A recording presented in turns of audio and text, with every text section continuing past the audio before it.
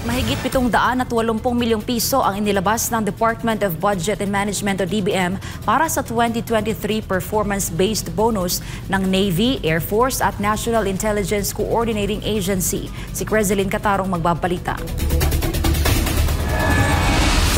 Inilabas ng Department of Budget and Management ang kabuuang mahigit 780 milyong piso para sa performance-based bonus o PBB ng mga kwalipikadong tauhan ng Philippine Navy, Philippine Air Force at National Intelligence Coordinating Agency o NICA para sa fiscal year 2023.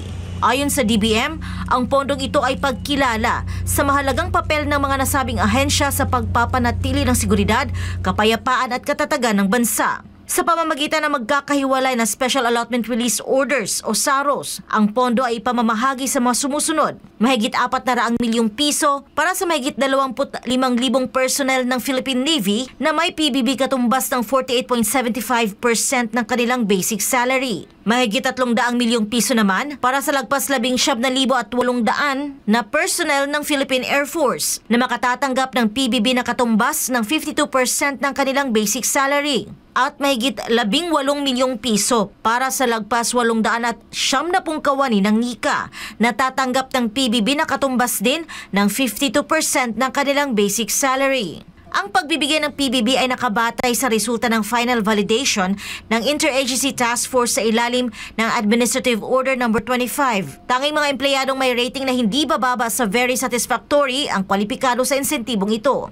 Binanggit ni Budget Secretary Amenah Pangandaman na ang pag-aproba sa bonus ay patunay ng patuloy na suporta ni Pangulong Ferdinand Marcos Jr.